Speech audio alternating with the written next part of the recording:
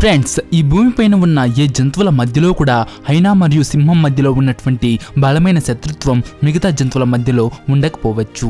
నార్మల్గా ఒక ఒంటరి మగసింహం ఏదైనా హైనా గుంపు పైన దాడి చేయదు. కానీ సౌత్ ఆఫ్రికాలోని బోట్స్వానా దేశ చరిత్రలో ఒక ఎటువంటి సింహం ఉండేది అంటే అది హైనాలను చూస్తూనే వాటిపైన దాడి చేసి చంపేసేది. దాని ముందు ఒక హైనా ఉన్నా లేదా హైనాల గుంపు ఉన్నా దానికి ఎటువంటి ప్రాబ్లం లేదు. ఇది ఎప్పుడూ కూడా దాని పని పూర్తి చేయకుండా వెనుకంజ వేయదు. ఈ సింహాన్ని ప్రపంచవ్యాప్తంగా హైనా కిల్లర్ అనే పేరుతో పిలిచేవారు. దీని పేరు ఎన్ఫాడు మేలా. ఇది ఇంత డేంజరస్ హైనా కిల్లర్ పేరుతో ఫేమస్ అయినప్పటికీ ఈ సింహం ముగింపు ఎంత బాధగా ఉండింది అంటే దాని గురించి ఎవ్వరూ ఆలోచించరు. ఈ రోజు ఈ వీడియోలో అసలు ఎన్ఫాడు మేలా ఎవరు, ఇది ఎప్పుడు హైనాల రక్త దాహంతో ఎందుకు ఉండేది, ఇంత అద్భుతమైన సింహం ఏ విధంగా చనిపోయిందో తెలుసుకుందాం. అయితే అంతకంటే ముందు ఈ వీడియోకి ఒక లైక్ చేసి మీ ఫ్రెండ్స్ కు తప్పకుండా షేర్ చేయండి.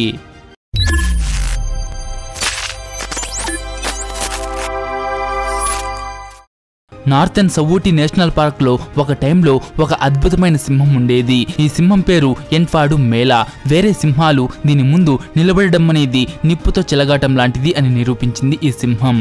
ఎన్ఫాడు మేలా అంటే he who greets with fire అని అర్థం. అంటే అగ్నిని పలకరించేవాడు అని.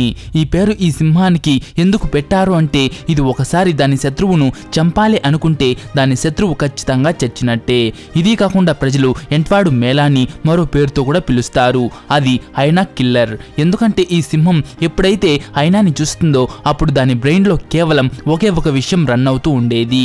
అదేంటంటే ఆ హైనాని చంపడం. దాని ఏరియాలో ఉండే హైనాలన్నీ ఈ సింహాన్ని చూసి నిజంగానే భయపడాల్సిందే. ఎందుకంటే ఎన్ఫాడు మేలా దాని జీవిత కాలంలో దాదాపు 36 కంటే కూడా ఎక్కువ హైనాలను చంపింది. దీన్ని డాక్యుమెంటరీ కూడా చేయటం జరిగింది. ఫర్ ఎగ్జాంపుల్ చూడండి, ఇది ఏ విధంగా హైనాలను వేటాడి చంపేస్తూ ఉంటుందో. ఒకసారి ఎన్ఫాడు మేలా బ్రదర్ అయిన మాండేవు పెట్రోలింగ్ చేయడానికి బయలుదేరుతుంది.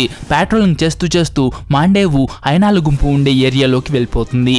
అప్పుడు ఆ హైనాల గుంపు లీడర్ మాండేవు దగ్గరకు వస్తుంది.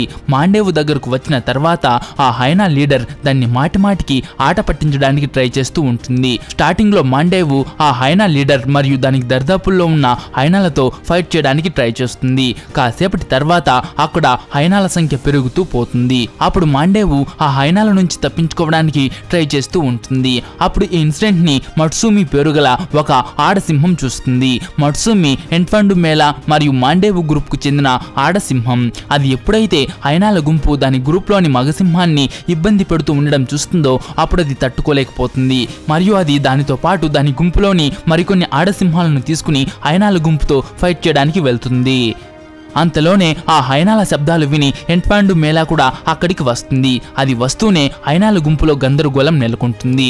ఎన్ఫాడు మేలా ఆలస్యం చేయకుండా డైరెక్ట్ గా హైనా గుంపు లీడర్ పైనే అటాక్ చేస్తుంది.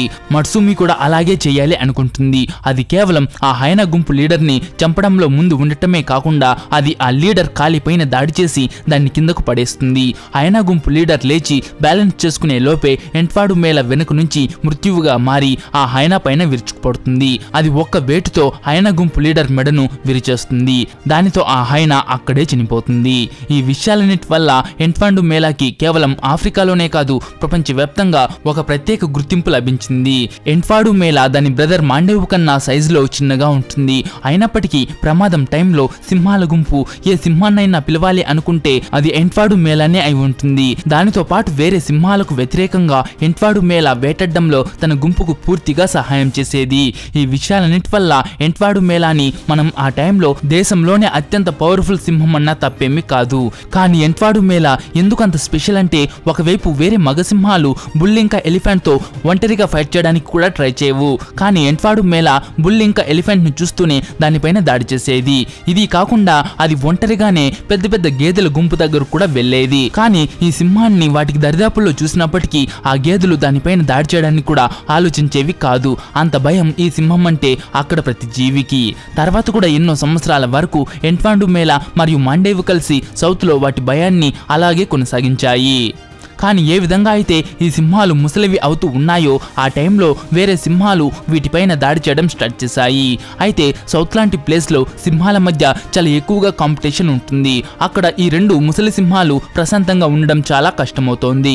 అందువల్ల ఈ రెండు సింహాలు ప్రశాంతమైన జీవితాన్ని గడపడానికి వాటి ఏరియా నుంచి దూరంగా వెళ్ళిపోయాయి. తర్వాత కొద్ది రోజుల వరకు ఆ రెండు సింహాలు ఒక ఏరియా నుంచి మరో ఏరియాకి తిరుగుతూ ఉన్నాయి. అవి అలా తిరుగుతూ ఒకరోజు ప్రొటెక్టెడ్ ఏరియా నుండి వేరే ఏరియాలోకి చేరుకున్నాయి. అప్పుడు కొంతమంది ట్రోఫీ హంటర్స్ దృష్టి ఆ అద్భుతమైన సింహాలపైన పడింది. ఆ తర్వాత వాళ్ళు ఆ రెండు సింహాలను చంపాలని చూశారు. ఈ ఇద్దరు అన్నదమ్ములు ఏవైతే ఒకేసారి పుట్టాయో అవి రెండు ఒకేసారి ఈ ప్రపంచానికి వీడ్కోలు చెప్పాయి. పాపం ఆ హంటర్స్ ఈ ఇద్దరు అన్నదమ్ములను చంపేశారు. అడవిలో ఉన్నప్పుడు ఎప్పుడూ కూడా వీటిని వేరే ఏ జంతువులు చంపలేకపోయాయి. అటువంటి వీటిని దయలేని వేటగాళ్లు చంపేశారు. ఎప్పటిలాగానే ఈసారి కూడా భూమిపైన ఉన్న రెండు అద్భుతమైన సింహాల మరణం చివరిగా మనుషుల చేతిలోనే జరిగింది. ఎన్ఫాండు మేళా మరణం తర్వాత ఒక ఫేమస్ రైటర్ ఈ విధంగా రాశారు. ఈ రోజు ఎన్ఫాండు మేళా చర్మం ఏదో ఒక గోడకి వేలాడుతూ ఉంటుందని నాకు తెలుసు, కానీ దాని ఓనర్కి ఈ సింహం దాని జీవితాన్ని ఎలా జీవించి ఉంటుందో తెలిసి ఉండకపోవచ్చు. ఈ సింహం యొక్క హీరోయిజం స్టోరీ, దీని లవ్ లైఫ్, ఏనుగులతో దీని ఫైటింగ్ అండ్ స్పెషల్గా హైనాలను చంపే దీని కెపాసిటీ అస్పష్టంగా మారిన దాని చర్మంలో ఎప్పుడూ కనబడదు అని అన్నాడు. నిజమే కదా అది? అయితే ఈ రియల్ స్టోరీ అంతా జరిగింది 1980-1990 సమయం మధ్యలో. అయితే ఈ వీడియో మీకు నచ్చింటే ఈ వీడియోకి ఒక లైక్ చేసి మీ ఫ్రెండ్స్కు తప్పకుండా షేర్ చేయండి.